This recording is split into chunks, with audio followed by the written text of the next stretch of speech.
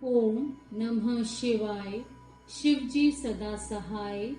ओम नमः शिवाय। गुरुजी सदा सहाय।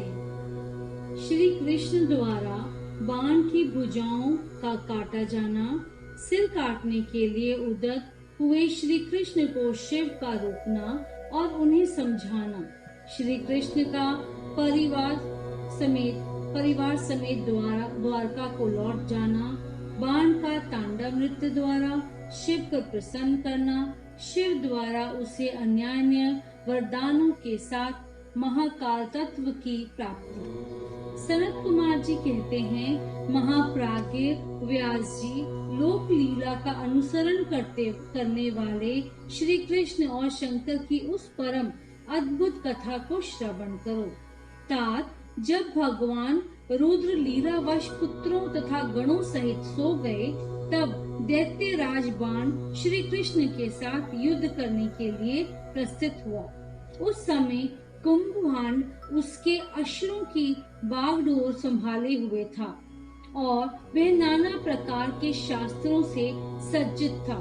फिर वह महाबली बलिपुत्र भीषण युद्ध करने लगा। इस प्रकार उन दोनों ने चिरकाल तक बड़ा घोर संग्राम होता रहा, क्योंकि विष्णु के अवतार श्री कृष्ण शिव रूप ही थे और उधर बलवान बाणासुर उत्तम शिव भक्त था। मुनीश्वर तदंतर वीरवान श्री कृष्ण, जिन्हें शिव की आज्ञा से वर प्राप्त हो चुका था, चिरकाल तक बाण के साथ युद्ध करके अत्यंत कुपित हो उठे। तब शत्रु वीरों का संहार करने वाले भगवान श्री कृष्ण ने शंभु के आदेश से शीघ्र ही सुदर्शन चक्र द्वारा बाण की बहुत सी भुजाओं को काट डाला। अंत में उसकी अत्यंत सुंदर 4 भुजाएं ही अवशेष रह गई और शंकर की कृपा से शीघ्र ही उसकी व्यथा भी मिट गई। जब बाण की स्मृति लुप्त हो गई और वीर भाव को प्राप्त हुए श्री कृष्ण उसका सिर काट लेने के लिए उद्यत हुए, तब शंकर जी मोह निद्रा को त्याग कर उठ खड़े हुए और बोले। रुद्र ने कहा, देवकी नंदन, आप तो सदा से मेरी आज्ञा का पालन करते आए हैं। भगवान, मैंने पहले आपको जिस काम के लिए आज्ञा दी थी वह तो आपने पूरा कर दिया। अब बाण का शीर छेदन मत कीजिए और सुदर्शन चक्र को लौटा लीजिए। मेरी आज्ञा से यह चक्र सदा मेरे भक्तों पर अमोद रहा है। गोविंद, मैंने पहले ही आपको युद्ध में अनिवार्य चक्र और जय प्रदान की थी। अब आप इस युद्ध से निर्वृत्त हो जाइए। लक्ष्मीश, पूर्व काल में भी तो आपने मेरी आज्ञा के बिना दधीच, वीरवर, रावण और तारकाक्ष आदि के पुरों का चक्र का प्रयोग नहीं किया था। जनार्दन, आप तो योगीश्वर, साक्षात परमात्मा और संपूर्ण प्राणियों के हित में रत रहने वाले हैं। आप स्वयं ही अपने मन से विचार कीजिए। मैंने इसे वर दे रखा है कि तुझे मृत्यु का भय नहीं होगा। मेरा वह वचन सदा सत्य होना चाहिए। मैं आप पर परम प्रसन्न हूँ। हरे, बहुत दिन पूर्व यह गर्व से भरकर उन्मत्त हो उठा और अपने आप को भूल गया था। तब अपनी भुजाएं खुजलाता हुआ ये मेरे पास पहुंचा और बोला, मेरे साथ युद्ध कीजिए। तब मैंने इसे शाप देते हुए कहा, थोड़े ही समय में तेरी भुजाओं का छेदन करने वाला आएगा, तब तेरा सारा गर्भ गल जाएगा। कहा, मेरी ही आज्ञा से तेरी भुजाओं को काटने वाले ये श्री हरि आए हैं। अब आप युद्ध बंद कर दीजिए और वर वधु को साथ ले अपने घर को लौट जाइए।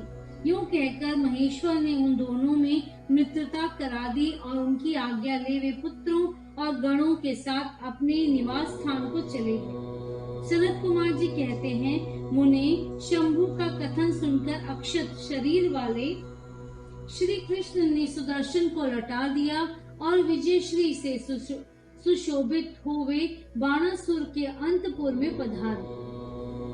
वहां उन्होंने उषा सहित अनिरुद्ध को आश्वासन दिया और द्वारा दिए गए अनेक प्रकार के रत्न समूहों को ग्रहण किया। उषा की सखी परम योगिनी चित्रलेखा को पाकर तो श्री कृष्ण को महान हर्ष हुआ।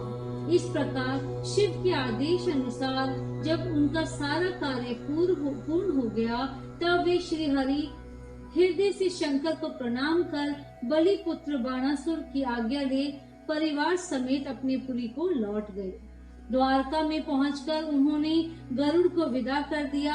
फिर हर्ष पूर्वक मित्रों से मिले और स्वेच्छा अनुसार आचरण करने लगे। इधर नंदीश्वर ने बाणासुर को समझाकर यह कहा, भक्त शार्दूल, तुम बारंबार शिव जी का स्मरण करो, वे भक्तों पर अनुकंपा करने वाले हैं। अतः उन आदि गुरु शंकर में मन समाहित करके नित्य उनका महोत्सव करो। तब द्वेष रहित हुआ महान मनस्वी बाण नंदी के कहने से धैर्य धारण करके तुरंत ही शिव स्थान को गया। वहां पहुंचकर उसने नाना प्रकार के स्तोत्रों द्वारा शिव जी की स्तुति की और उन्हें प्रणाम किया। फिर वह पादों से ठुमकी लगाते हुए और हाथों को घुमाते हुए नाना प्रकार के आलीड़ और प्रत्यालीड़ आदि प्रमुख स्थानों को द्वार सुशोभित नृत्यों में प्रधान तांडव नृत्य करने लगा। उस समय वह हजारों प्रकार से मुख द्वारा बाजा बजा रहा था और बीच बीच में भों को मटकाकर तथा सिर को कंपाकर सहस्त्रों प्रकार से के भाव भी प्रकट करता जाता था। इस प्रकार नृत्य में मस्त हुए महाभक्त बाणासुर ने महान नृत्य करके नतमस्तक हो त्रिशूलधारी चंद्रशेखर भगवान रुद्र को प्रसन्न कर लिया। तब नाच गाने के प्रेमी भक्त वत्सल्य भगवान हर्षित होकर बाण से बोले। रुद्र ने कहा, बलिपुत्र प्यारे बाण, तेरे नृत्य से मैं संतुष्ट हो गया हूँ।